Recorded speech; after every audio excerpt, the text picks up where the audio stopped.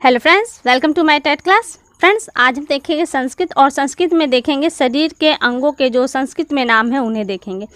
तो देखिए यहाँ पे एक तरफ संस्कृत के नाम है और दूसरी तरफ हिंदी में। स्टार्ट करते हैं अपनी वीडियो, देखते हैं। पहला हमने यहाँ पे लिया है अंगुली।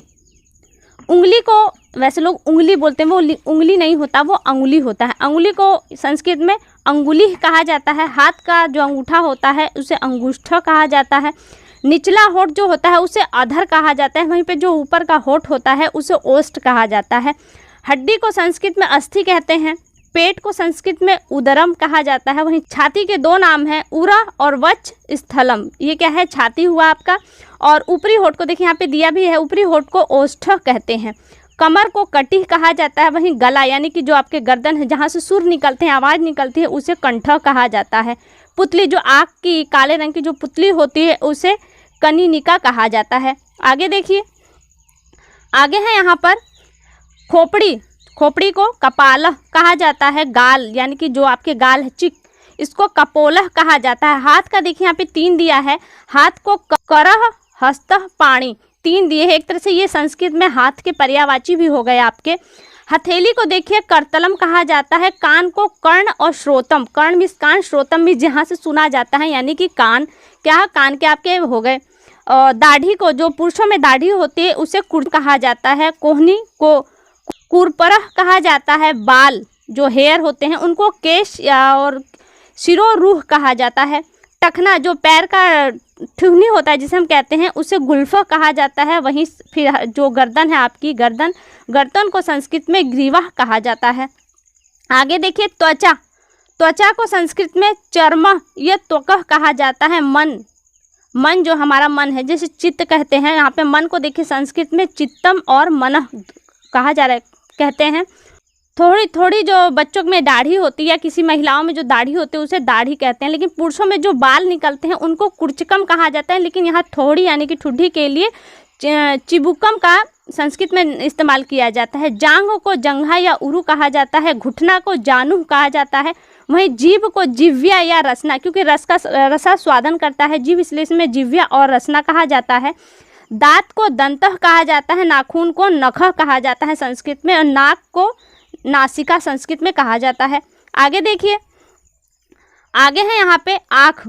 आँख को देखिए संस्कृत में नेत्रम, लोचनम, नयनम, चक्षु कहा जाता है। संस्कृत में ये आँख के पर्यायवाची भी हो गए आपके। पलक, जो आँखों की पलक है जिससे हम आँखों को ढकते हैं उसे पक्षम कहा जाता है। तलवा, जो पैर का तलवा होता है। पद तलम, देखिए जो पैर का तलवा है उसे तलवा ही कहते हैं हिंदी में। लेकिन अब संस्कृत में क्या है, तलम तो तल होता है, हाथ का भी हो, लेकिन यहाँ पे पद लग जाने की वजह से क्या हो गया, ये पद तलम यानी कि पैर का तलवा। सफ़ेद बाल को संस्कृत में पलित केशः कहा जाता है। पैर को पाद या चरण कहा जाता है। पीठ को पृष्ठम कहा जाता है। वहीं बुद्धि को प्रज्ञा, ध्री और बुद्धि कहा जाता है संस्कृत में। भुजा यानी कि बाह को संस्कृत में भुज या बाहु कहा जाता है। भौ, जो आँखों के ऊपर भौ होती है उसे संस्कृत में भ्रू कहा जाता है। आगे देखिए दिया है कलाई। कलाई को संस्कृत में मणिबंध कहा जाता है। और दिमाग, जो मस्तिष्क जिसे कहते हैं, तो यहाँ पे साफ साफ लिखा है मस्तिष्क कहा जाता है। रीढ़ की हड्डी को मेरुदंड कहा जाता है। इसमें काफ़ी शब्द तो आपको ऐसे मिलेंगे जो विज्ञान से यहाँ पे आए हैं।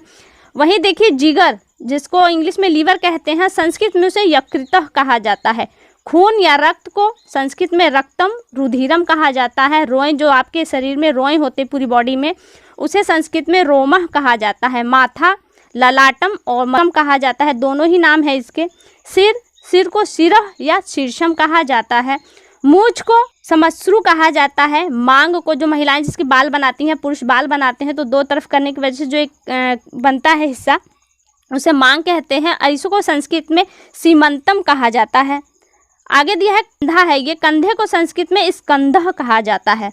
आगे देखिए, आगे है आपका स्तन, जो महिलाओं का स्तन होता है उसे संस्कृत में स्तनः या कुचः कहा जाता है। हृदय यानी कि दिल को, हार्ट को संस्कृत में हृदयम कहा जाता है।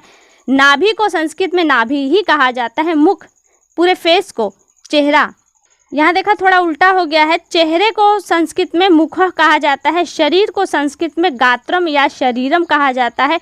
फेफड़े को संस्कृत फुसफुस कहा जाता है। कंठ, गले को देखिए, फिर यहाँ से आपका ये आ गया गला, गले को संस्कृत में कंठ कहा जाता है। एड़ी, जो पैर की एड़ी होती है उसे पाशणी कहा जाता है। और यहाँ पे देखिए ये भी थोड़ा सा उल्टा हो गया है, नाक को संस्कृत में घ्राण इंद्रिय कहा जाता है। और आगे दिया है 2 और है बस खाली 60 यहाँ पे हमने इंपॉर्टेंट लिए हैं। टखना, पैर का जो टखना है उसे गुल्फ कहा जाता है। और दांत को रदन भी कहा जाता है। रदन, ऊपर आपने दंत तो भी देखा, और रदनक भी कहा जाता है। तो फ्रेंड्स यहाँ से आपकी जो part of the body name है संस्कृत में वो समाप्त हुए। आपको वीडियो कैसी लगी एक बार कमेंट करके ज़रूर बताएं।